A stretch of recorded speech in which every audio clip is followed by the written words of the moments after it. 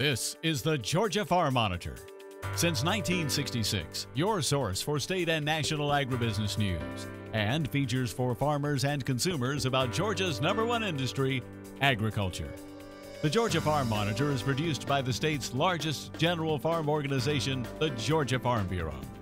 Now, here are your hosts, Ray DeLessio and Kenny Bergamy. Well, yes, normally Kenny occupies this chair, but as you see this week, he is on assignment, so you got me flying solo for the next half hour. And as always, we have got a packed show for you. Coming up, we lead off with pecans and a company whose pecan butter earned them the grand prize of the 2018 Flavor of Georgia contest. Also on the program, at a price tag of $128 million, this project is state-of-the-art. Hear for yourself how the Mason Mega Rail is yet another step in making Georgia the transportation and logistics hub of North America. Plus, well, hey everybody, Ranger Nick coming up a little bit later in the show. You know, we spend a lot of time focusing on larger animals in our Ranger Nick segments, and this month I'm going to jump in a creek and talk about a little insect the size of your fingernail and all the great things it can tell us about the health of a stream and how jewelry is being made out of the homes they build. That and a whole lot more starts now on the Farm Monitor. Every year, the Flavor of Georgia contest showcases some of the most delicious and innovative food products created by small businesses around the state. And this year's grand prize winner comes from Goodson Pecans in Leesburg, where they put a unique twist on their pecan butter. Damon Jones reports. Whether you eat them in pies, salads, or just straight out of the can, pecans have been a staple of many diets across the South. However, recently a new market has opened up using this product thanks to innovative businesses like Goodson Pecans in Leesburg. There were no pecan butters at the time, and so what would happen if we just tried to make pecan butters? And so we started slow. We moved out of our home as a cottage kitchen, actually moved into a storefront with a commercial facility, and just began a slow process of making and sort of trying to perfect our butters and how we did them. We were learning a lot as we were doing it.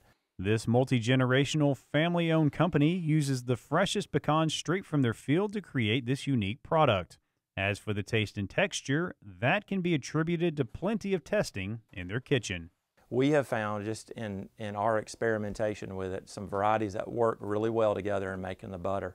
And so, you know, that was part of our process too, in trying to get it just tweaked just right so that the pecan is super creamy, but also is just got a good overall sweetness to it. It's great. I love not only having my wife a part of this, but seeing my kids. I have every one of my kids is involved in it on some levels. They will come up and help in different ways here at the store. And even when we go to shows, I have my oldest son who will go with me. And recently they left one of these shows with some hardware as they were named the overall winner for the Flavor of Georgia contest. The fact that we won the grand prize at the Flavor of Georgia was a huge, just huge burst of joy for us, because we've been working hard and really for 3 years been just trying to work on some things. And this was, we entered in our honey cinnamon pecan butter into the Flavor of Georgia, and that's what we went up there as a finalist. Even though the ingredients to this award-winning product might sound simple, the process of getting it to their standards was anything but.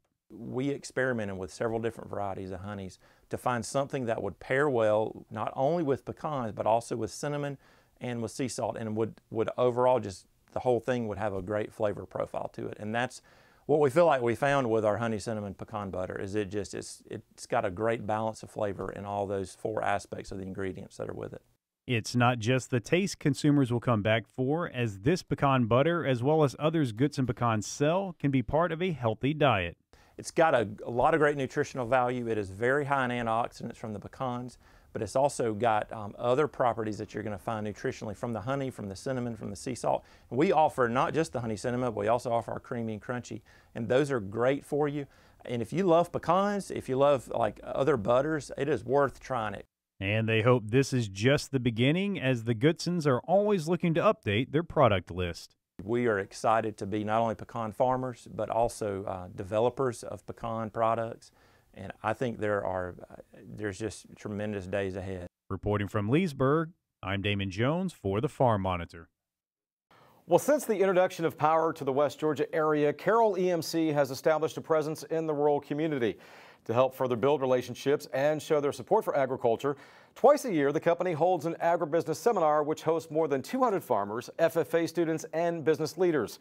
Recently, they conducted their spring meeting to show how important electricity has been and how important it is now and will continue to be in the future.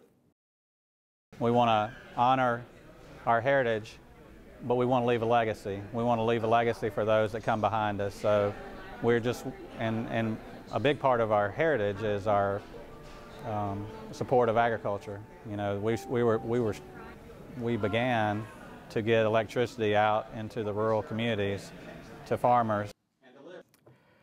The seminar is just one of several ways Carroll EMC connects with the ag community. Of course, we all know electricity is essential to agriculture. Here's John Holcomb with more on just how important electricity is to farming operations and how hard EMC works to make sure the power is restored when there's an outage. Electricity isn't something that most of us think about until, well, we don't have it. But we depend on it so much.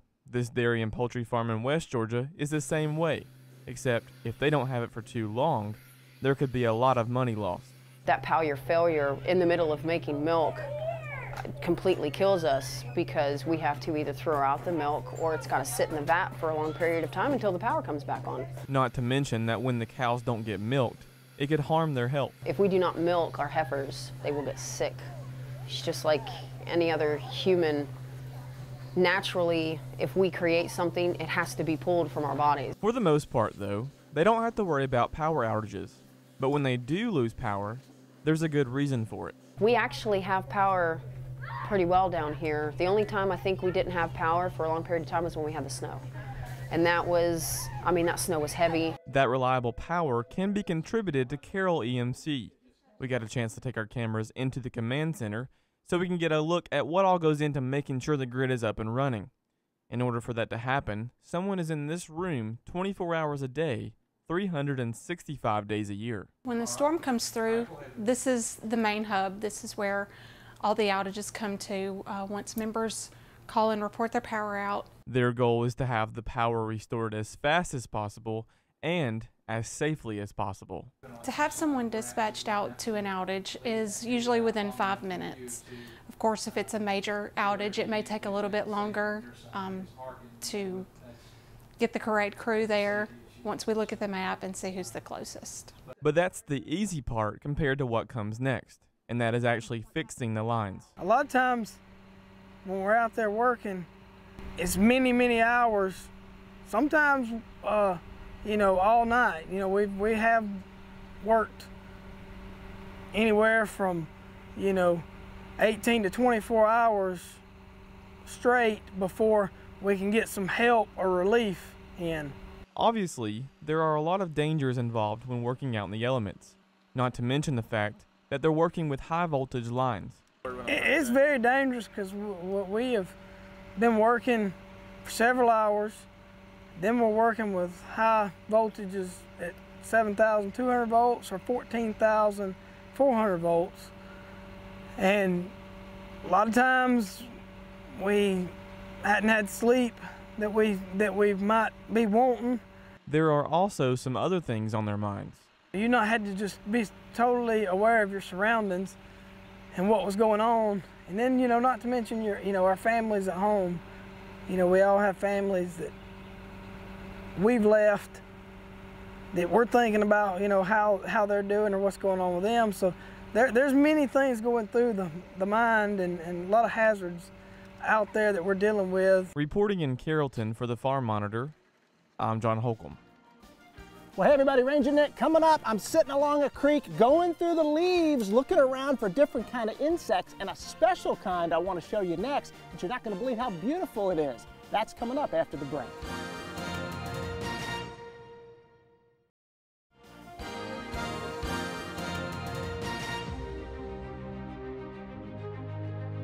Thank you so much for joining us today at this incredible groundbreaking event. I think this will forevermore be called the Sermon on the Mount.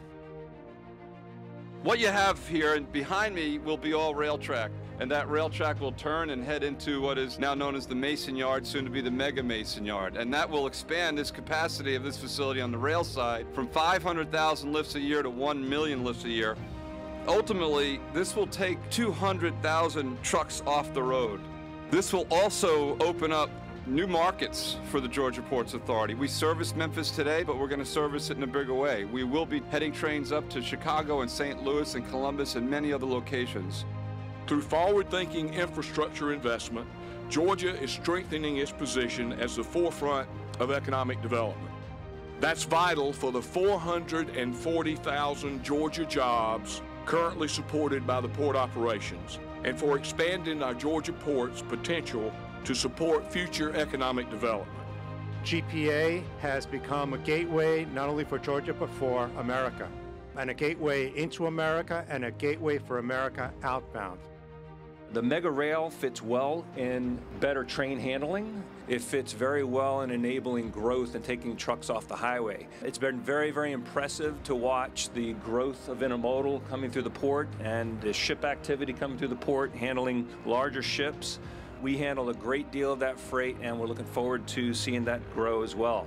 Our goal is to be able to double the footprint of the Garden City terminal. So in the next 10 years, to be able to handle 7 to 8 million TEUs of cargo here, which will again keep us in that leadership position.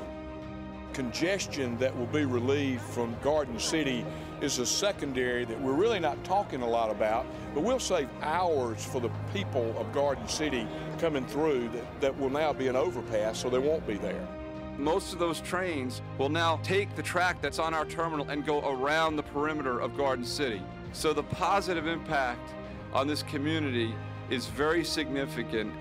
It is not a burden to the taxpayers. It is based on our internal growth over the next 10 years and the amount of money that we can take and put back into their capital expenditures. There's not many times when industry and community can really work things out. This is one of those times that we should absolutely celebrate. So I want to thank all the folks that made that possible.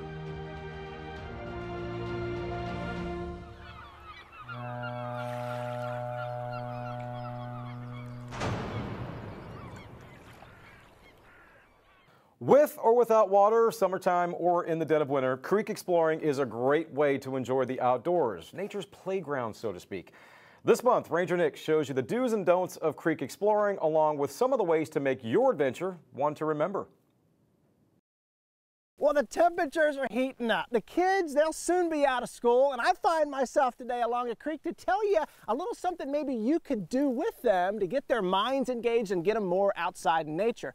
I'm along this creek right here at the Warnell School of Forestry and Natural Resources in Athens. This property is owned by them, and today I want to show you how you can set a little trap in the water, very simply, to catch a little tiny insect that will tell you not only about the health of that creek, but also will show you a beautiful little house that that insect makes that, believe it or not, folks are starting to make jewelry out of their little house. It's beautiful. I think your kids will enjoy hunting for these insects, and you'll enjoy knowing how safe and healthy your creek is. So let's jump in, literally jump in, to how to put that bag, that trap, in the water. And we'll do that now. Okay, so I got you thinking now, wait a minute. He's telling me we're gonna get something in the creek that's gonna catch an insect that not only tells us how healthy the creek is, but also can show us a little piece of jewelry, in other words, that this little animal has. Yeah, now here's how you do it. Here's some things you're gonna need. I got them spread out here.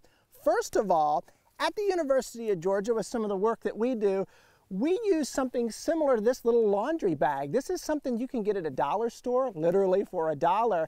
It's a simple laundry bag that has a zipper on it. Get yourself one of those, because with this bag, we're gonna take this bag and stuff leaves and other debris inside of that bag.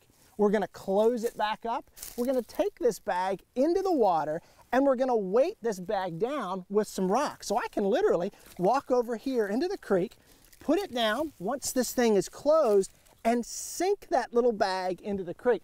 Now the creek that I'm standing in today is only just a couple inches deep, and that's all the depth you need. So my bag's in the creek, weighted down with a rock there. Now the other thing that I want to show you is once you go and harvest that bag and go to look in it, here's what you're going to need too. One of the things you're going to need is a little white ice cube tray, because once you take that bag out of the water, you're going to put that bag into a little bucket. Get it at a simple home goods store.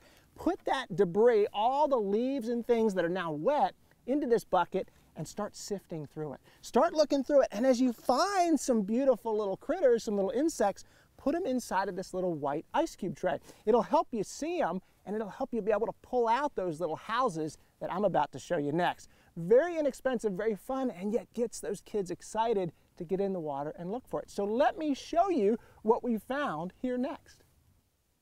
Okay, so for the purpose of time and with television, we sped things up a little bit. I've just got done dumping the bag into the bucket, and I've transferred what was in the bucket into these white ice cube trays. That white ice cube tray allows me to see what's behind it better and notice the kinds of things that I've found. This is exciting. Not only did we find these little things called stoneflies, which have the forked tail, but we've got our caddisflies, and these are the ones I've been talking about. These are the ones that have got not only a rock little house on their back, beautiful, made out of quartz and sand. These are the things that folks are making into earrings because it's beautiful, but we've also got the caddisflies with the wooden house. Here's what's so cool about these critters. The caddisflies with the stone house came from running water, and that's because they wanted to weight themselves down in the water so they would remain in place. The wooden house caddisflies came from pooled water. They actually want to float and move around to find food. It is amazing what these little guys are able to do, and again, a beautiful example of nature. Now I will add this, when I was out here pulling the bags, just a tip at home, you got the kids out there pulling multiple bags, make sure that you pull bags downstream first, down with the current of the water. If you pull the bags upstream first, you pull that bag, the mud gets in the water, and it rushes downstream and clouds the water. Now, one final thing to think about today when you're out in that creek, checking those bags, looking for those stoneflies and caddisflies, is to keep your eyes out for this guy. This is a tiger salamander that's often found under logs and stumps along a creek. Now, this is actually Sanford. He comes back to UGA with me, and my students use him in teaching with me. But this is a wonderful example of a tiger salamander, a species that lives around a creek near you, if you're in the southeast, that can tell you that your creek is healthy too. And if you look at his little face, it really does look like he's smiling. I'm smiling too because we've had another great time together this month. Y'all know what to do. Hop online and check out the Farm Monitor Facebook page, and while you're there, and he's getting excited too, check out the Ranger Nick Facebook page. I love when you do that. And until next time, for the Farm Monitor, I'm Ranger Nick with Sanford, reminding you that enthusiasm is contagious, right? So pass it on. Thanks so much for watching. I'll see you back here next month. See ya. All right, Nick, thank you so much. From a DNR hatchery to the Go Fish Education Center in Perry, Bessie the Bass is no ordinary fish. Her story when the Farm Monitor continues.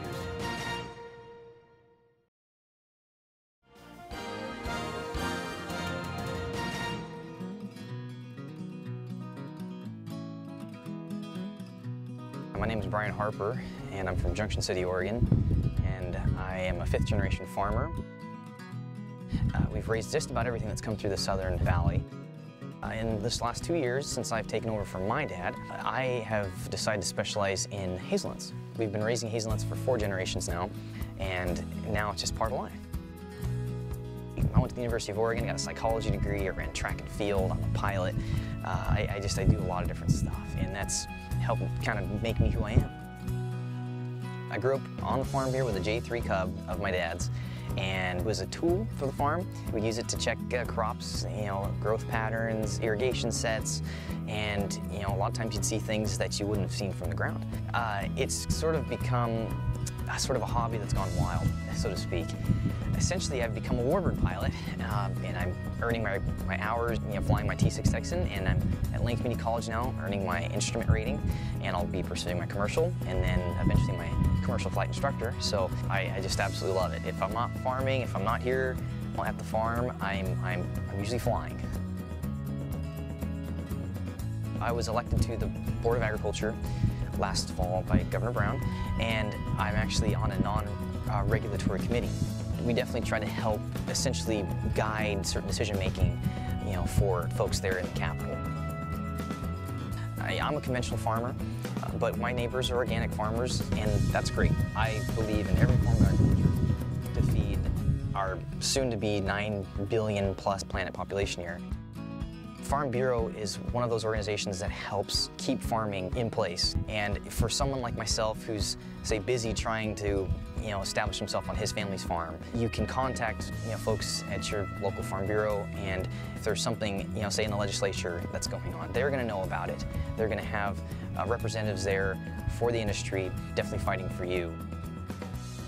One of the most rewarding things is being able to wake up, on your own farm and being that next Harper. I love my family, and I feel I am so lucky to be here and have all of this. Being a farmer is just one of the coolest things on the planet. And saying that, yep, I did that, and I planted that orchard, and it's gonna be here for maybe another 3 generations, 4 generations, it's definitely exciting and motivating for me to do that. I'm loving it.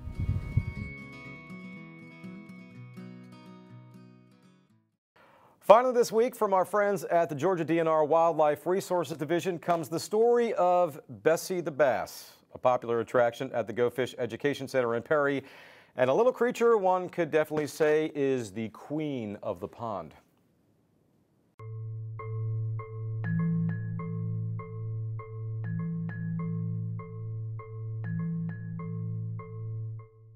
My name is Michael Fulgham, and I am the aquarium manager here at the Go Fish Education Center. And today we're going to talk about a largemouth bass in our exhibit nicknamed Bessie. Bessie has her nickname because she is the epitome of what we do in fisheries in DNR. She was born in a DNR hatchery about 13 years ago, McDuffie Hatchery over towards Augusta. She was raised out as part of a trophy bass program and put in Ocmulgee PFA about a year later. And she resided there until about 2010. And in 2010, Bessie was pulled out of Ocmulgee PFA and brought to the Go Fish Education Center as part of our trophy bass program and something we were working on as fisheries as a whole. And she was used to give us a couple clutches of eggs, several clutches of eggs that were later stocked into Lake Allatoona. Now, during Bessie's tenure here at Go Fish, when we were done with her as part of the trophy bass program, she was put into a hatchery round, and that's where she spent a lot of her time. And over time, we decided that we were not going to use Bessie anymore for a trophy bass program, so we gave Bessie a new home. We put her in our Blackwater exhibit here at the Go Fish Education Center. Now, while I'm talking about Bessie, Bessie's about an 11-pound largemouth bass. She's 13 years old, and she is just, when you think of a trophy largemouth bass, that is what Bessie is. And Bessie has run the gamut from being born in the hatchery, a DNR hatchery, to being the prime example of a largemouth. So we're really proud, we're really impressed with Bessie, and we really like showing Bessie off. And the fun thing for us is every animal I've ever worked with has its own personality, and Bessie has a very curious personality. She's always interested in what we're doing. When we walk around the exhibit, she follows us. She follows the public. People come up and ask us questions about her. Hey, what is that? Well, that's a fantastic largemouth bass, or I like to say here, a fantastic largemouth bass. And she is a shining star here at Go Fish as far as the animals we have here. If you'd like to come by and see Bessie or visit the other exhibits here at the Go Fish Education Center, we're open Friday and Saturday from 9 to 5, Sunday from 1 to 5. If you'd like more information, visit our website at gofisheducationcenter.com. And as always, buy your fishing license and go fish. Old Bessie. Again, big thanks to the Georgia DNR for the use of her story. And that is going to do it for this week's edition of the Farm Monitor. A reminder, though, for all the latest ag info regarding food, great recipes, and what's happening down on the farm, be sure to check out our Twitter, Facebook, and Pinterest pages. You'll stay informed and see what's up in the world of farming and with us here at the show. Take care, everybody. We'll see you next week right here on the Farm Monitor.